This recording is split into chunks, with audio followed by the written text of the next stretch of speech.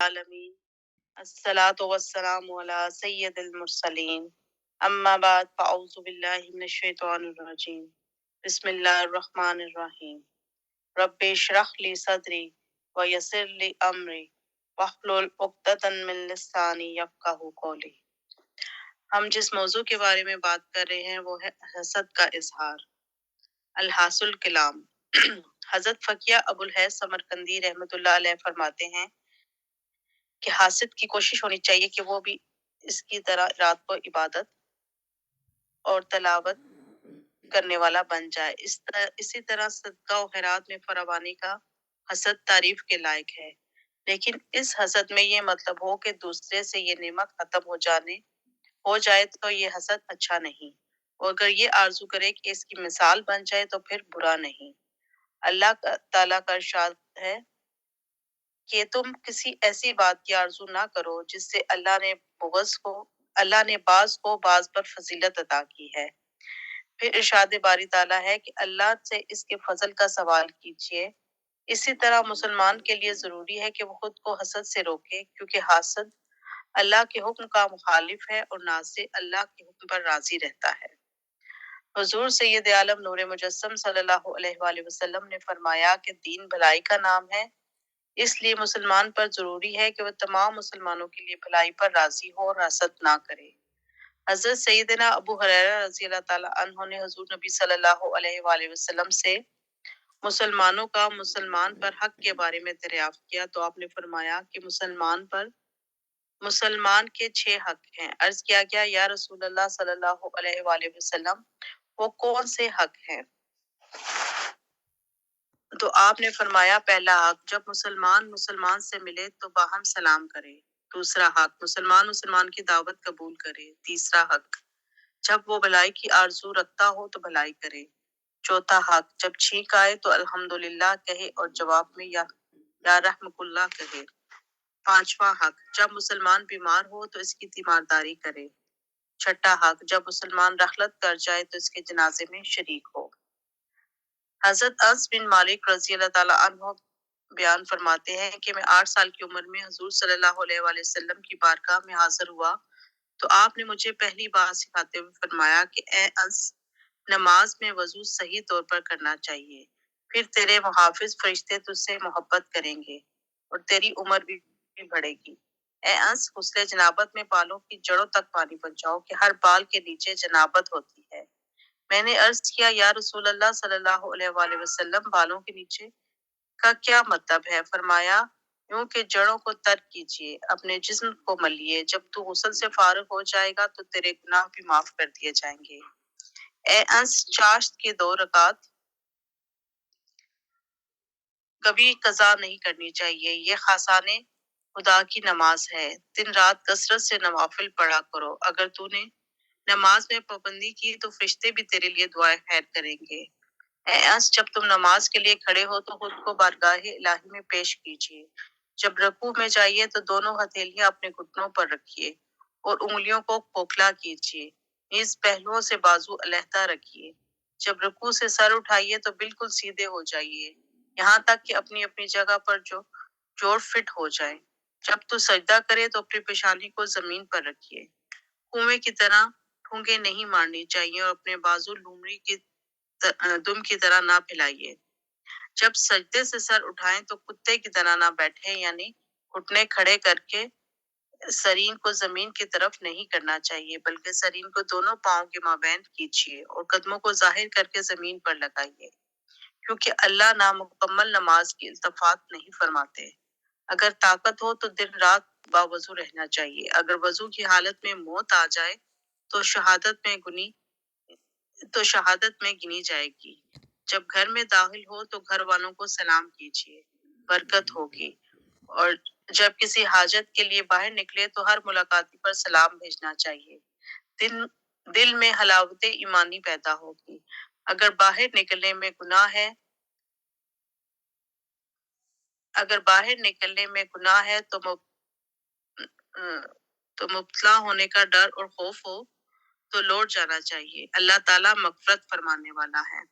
اے انس، اپنا رات دن اس طرح گزاریے کہ کسی کے لیے تمہارے دل میں حسد نہ پیدا ہو، یہ میرا طریقہ ہے، اور جس نے میرے طریقے کو اپنایا میں اس سے محبت کرتا ہوں اور وہ بہشت میں میرے ساتھ ہوگا۔ اے انس، تو خوب طور پر ان باتوں پر عمل کرے گا اور میری نصیحت کو یہ پیج تھوڑا ڈفرینٹ ہوا ہے، آگے اس سے سٹارٹ ہوتا ہے پھر۔ اور میری نصیحت کو یاد رکھے گا تو پھر موت سے بڑھ کر کوئی چیز بھی پیاری نہ ہوگی، تیرے لیے اسی میں راحت ہے۔ حضور صلی اللہ علیہ وآلہ وسلم نے فرمایا کہ بے شک کھوٹ کو دل سے نکال دینا میرا طریقہ ہے، اور ہر مسلمان پر واجب ہے کہ وہ کینے اور حسد کو دل سے نکال دے، یہ تمام اعمال سے افضل ہے۔ حضرت فقیہ ابو الحیث سمرقندی رحمۃ اللہ علیہ فرماتے ہیں کہ میں نے اپنے باپ سے حضرت انس رضی اللہ عنہ کی یہ روایت سنی کہ ہم حضور صلی اللہ علیہ وآلہ وسلم کی خدمت اقدس میں بیٹھے تھے کہ آپ نے فرمایا کہ بیشتوں میں سے ایک شخص اپنے بائیں ہاتھ میں جوتا لیے حاضر ہوگا، بس اسی وقت اور اسی حالت میں ایک شخص نے حاضر ہو کر سلام کیا اور وہیں بیٹھ گیا۔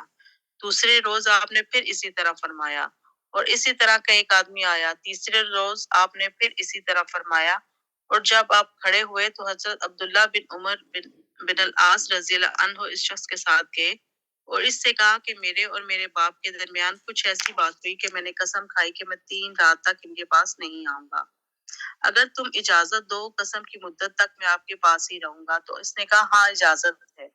حضرت انس رضی اللہ تعالیٰ عنہ فرماتے ہیں کہ حضرت عبداللہ رضی اللہ عنہ نے بتایا کہ میں نے اس کے پاس 1 رات گزاری، مگر اس نے رات کو کوئی قیام نہیں کیا، بس سونے سے قبل اللہ کا ذکر اور اس کی کبریائی بیان کر کے سو گیا، اور صبح اٹھ کر بہترین وضو کیا اور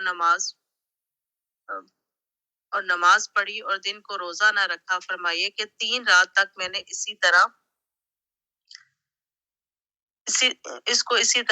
کرتے دیکھا، لیکن میں نے اس سے ہر وقت اچھی باتیں ہی سنی۔ جب 3 شب گزار لی تو میرے دل میں اس کو تھوڑے سے عمل کا خیال پیدا ہوا، تو میں نے اس سے کہا نہ تو میرے اور میرے باپ کے درمیان کوئی سخت کلامی ہوئی ہے اور نہ ہی گھر چھوڑنے کی کوئی بات ہوئی ہے، لیکن تسلسل کے طور پر 3 محافل میں حضور نبی صلی اللہ علیہ وآلہ وسلم کا یہ ارشاد سنا کہ ایسی حالت میں ایک بہشتی آئے گا اور تینوں مرتبہ آپ کی آئے، تب میں نے قصد کیا کہ میں آپ کے پاس ہی رہ کر آپ کا عمل دیکھوں اور پھر میں بھی اسی طرح کروں گا، مگر میں نے آپ کو زیادہ عمل کرنے والا نہیں پایا، بس آپ کسی طرح فرمان رسول کا مستاق بنے ہو۔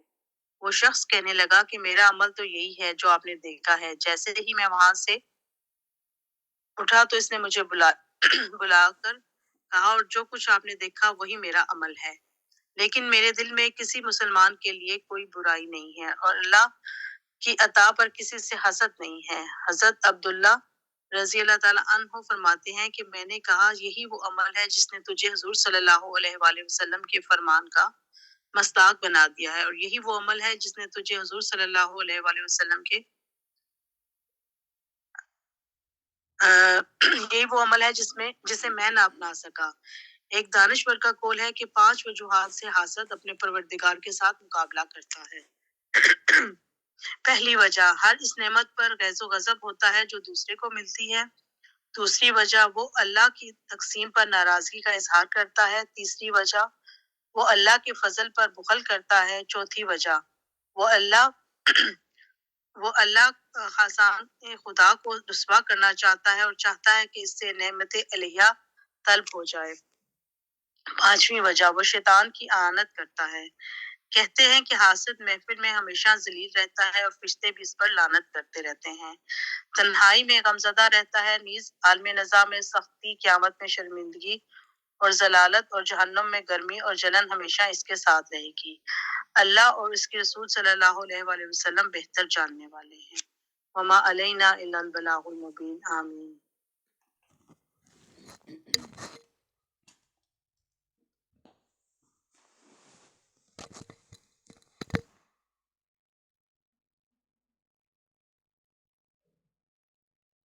آمین بجاہ النبی الامین۔ اللہ تبارک و تعالی ہم سب کو حسد کی بیماری سے محفوظ فرمائے، ہمارے دلوں کو مسلمانوں کے لیے پاکیزہ بنائے، ہمیں جو ہے حسد کی بجائے ہم رشک کریں دوسرے مسلمانوں پہ، ہمیں اللہ ایسا بنا دے کہ ہم دوسرے کو کوئی نعمت حاصل ہو تو ہم اس پر خوش ہوں، کہ مسلمان کی خوشی میں دیکھیے کہ خوش ہونا یہ بھی تو اس کا ایک حق ہے۔ تو اللہ تبارک و تعالی ہمیں جو ہے حسد کی جو ہے اس بیماری سے محفوظ فرمائے۔ آئیے ہم سورہ نساء سے پڑھتے ہیں۔ پیچھے تھوڑا سا ہم ریوائز کر لیتے ہیں، اگر آپ کو یاد ہے تو بتا دیں، ورنہ ہم دیکھ کے پڑھ لیتے ہیں کہ ہم کچھ آیتیں پڑھ رہے تھے جہاد اور قتال وغیرہ کے بارے میں،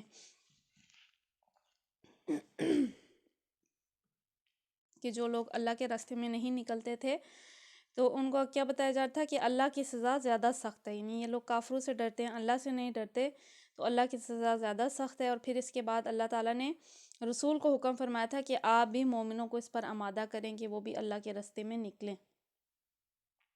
اور پھر ہم نے منافقوں کے طریقے پڑھے تھے کہ جب کوئی خبر اچھی خبر ہو تو اس کا کیا کرتے ہیں کہ جب جو ہے کوئی خبر آتی ہے ان کے پاس خوف کی تو اس کو مشہور کر دیتے ہیں، اور پھر جو ہے اس میں بتایا گیا تھا کہ ایسی لوگوں کی باتوں میں نہ آیا جائے، بلکہ جب بھی کوئی ایسا معاملہ ہو تو خوب تحقیق کی جائے۔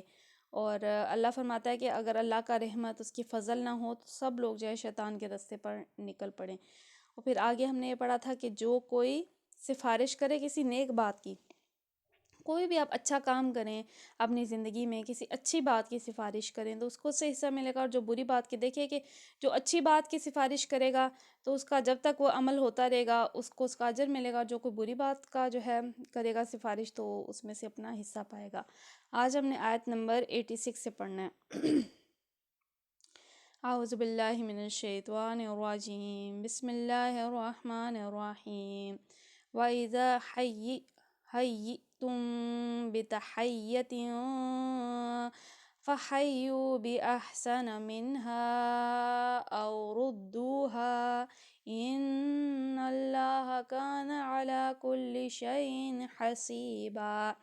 وَإِذَا حُيِّيتُم، اور جب تمہیں دعا دے، بِتَحِيَّةٍ کسی دعا سلام سے، فحیو تو تم دعا دو، بِأَحْسَنَ مِنْهَا اس سے بہتر، او ردوها یا وہی لوٹا دو، ان اللہ بے شک اللہ کان علی کل شیء حسیبا ہر چیز پر حساب کرنے والا ہے۔ اور جب کوئی احترام کے ساتھ تمہیں سلام کرے تو اس کو اس سے بہتر طریقے کے ساتھ جواب دو، یا کم از کم اسی طرح اللہ ہر چیز کا حساب لینے والا ہے۔ اچھا، اب اس آیت کے بارے میں یہ فرمایا جاتا ہے کہ سلام جب کوئی کرے تو اس سے جو ہے بہتر جواب دیا جائے یا وہی دیا جائے۔ فار ایگزامپل، کیونکہ سلام میں اگر کوئی آپ کو السلام علیکم کہے تو آپ کو جواب میں وعلیکم السلام، اور اس سے بہتر جواب کیا ہوگا؟ ساتھ ورحمۃ اللہ۔ اور اگر کوئی کہے السلام علیکم ورحمۃ اللہ تو اس سے بہتر جواب کیا ہوگا؟ السلام علیکم ورحمۃ اللہ وبرکاتہ۔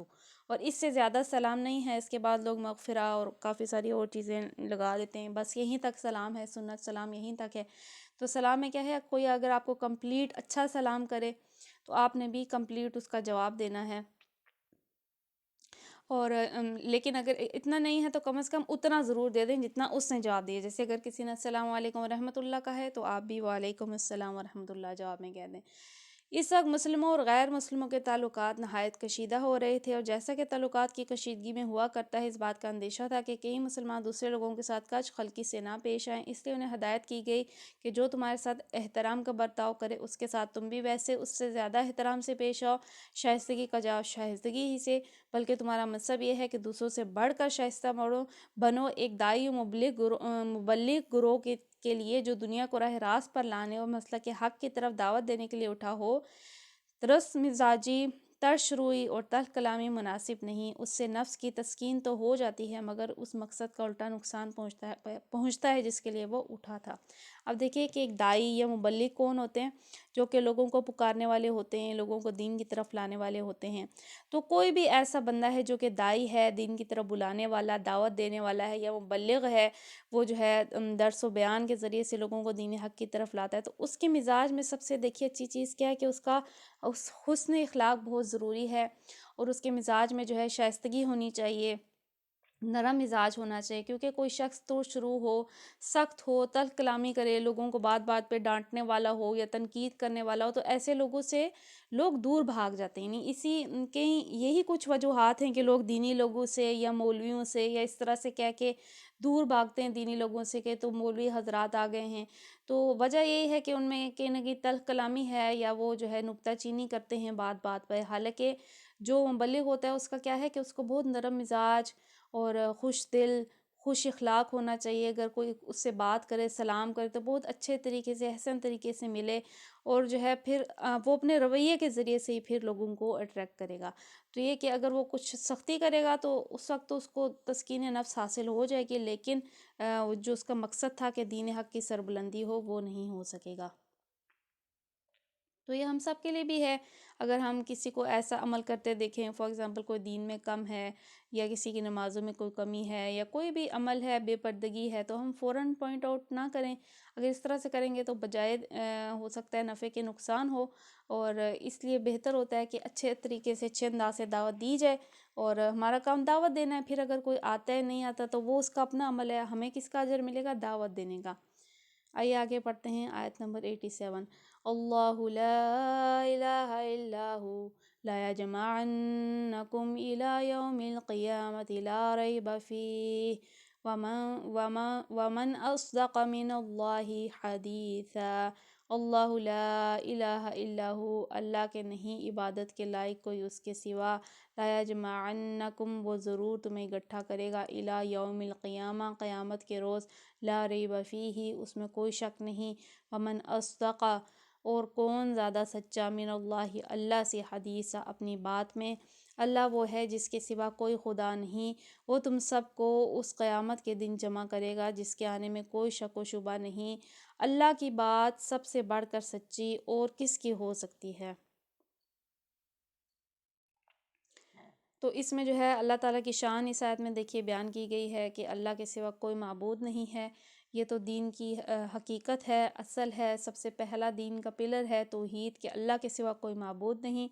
پھر آگے کیا فرما رہا ہے کہ قیامت جو ہے اس دن وہ تم سب کو جمع کرے گا، نہیں اگلے پچھلے جو دنیا سے آئے، گزر گئے، چلے گئے، کوئی کہاں کسی کی موت ہوئی، کسی کی کہاں ہوئی، کسی کی کس دور میں ہوئی، کہاں ہوئی، اللہ سب کو اکٹھا کرے گا، سب کو جمع کرے گا۔ کس دن؟ اس دن جس کے آنے میں کوئی شک نہیں۔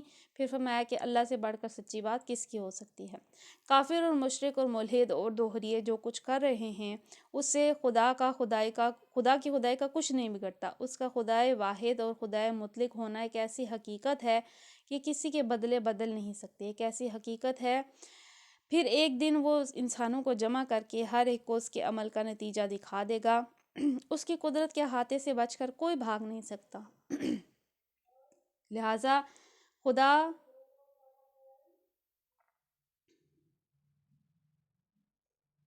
آ جاؤں گی ابھی۔ لہٰذا خدا ہرگز اس بات کا حاجت مند نہیں ہے کہ اس کی طرف سے کوئی اس کے باغیوں پر جلے دل کا بخار نکالتا پھرے اور کچھ ہلکی اور ترش کلامی کو زخم دل کا مرہم بنائے۔ تو کیا ہے کہ اللہ تعالیٰ جو ہے ہر چیز پر قدرت رکھتا ہے، وہ ایک دن انسانوں کو جمع کر کے جو وہ عمل دنیا میں کرتے رہے تھے ان کو دکھا دے گا۔ پھر کیا ہے کہ انسان اس کے ہاتھے سے بچ بھی نہیں سکتا۔ اور پھر یہ ہے کہ اللہ تعالیٰ کو کسی کی کسی عمل سے فرق نہیں پڑتا۔ اللہ تعالیٰ تو دیکھیے بے نیاز ہے، کافر جو کرتے پھریں اللہ تعالیٰ کو اس کا کچھ اللہ پہ اثر نہیں ہوتا، اللہ تو بے نیاز ہے۔ یہ تو اس آیت کا تعلق اوپر کی آیت سے ہے، لیکن یہی آیت اس پورے سلسلہ کلام کا اختتام بھی ہے، جو اختتام بھی ہے، خاتمہ بھی ہے، جو پچھلے 2-3 رکوعوں سے چلا آ رہا ہے۔ اس حیثیت سے آیت کا مطلب یہ ہے کہ دنیا کی زندگی میں جو شخص جس طریقے پر چاہے چلتا رہے اور جس طرح میں اپنی کوششیں اور محنتیں صرف کرنا چاہتا ہے کیے جائے، آخر کار سب کو ایک دن اس خدا کے سامنے حاضر ہونا ہے جس کے سوا کوئی خدا نہیں ہے۔ پھر ہر ایک اپنی صحیح و عمل کے نتائج دیکھ لیں، جو عمل کر رہے ہیں آج تو فری ول ہے، اللہ کو اس سے کوئی فرق نہیں کرتا، کوئی کافر ہے کفر کرے، گناہ کرے، جو مرضی کرے، جو نیک ہے وہ عمل کرے۔ کسی کی بھی نیکی اللہ کو نہ کوئی نفع پہنچا سکتی ہے، نہ کسی کا گناہ اللہ کو کچھ نقصان پہنچا سکتا ہے۔ اللہ نے سب کو ایک فری ول دی ہے، ایک ٹیسٹ میں دے کے، ایک ڈیفرنٹ سرکمسٹانسز دے کے ہر شخص کو بھیجا ہے اس دنیا میں۔ اب وہ جیسا عمل کرے گا، جو بوئے گا وہی کاٹے گا، ایک دن وہ اس کے نتائج دیکھ لے گا، اور اللہ اگلے پچھلے سب لوگوں کو جمع کر کے ایک دن ضرور لے آئے گا۔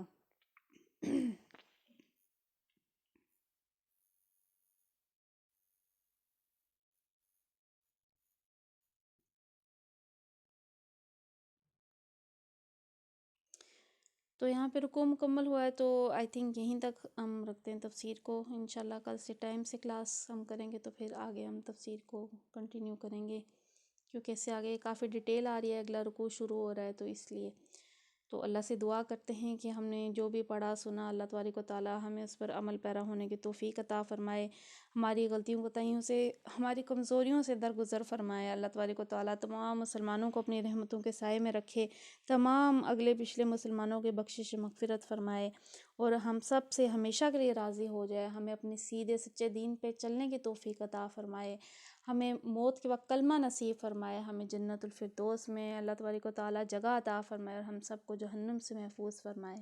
آمین بجاہ النبی الامین صلی اللہ تعالی علیہ وآلہ وسلم۔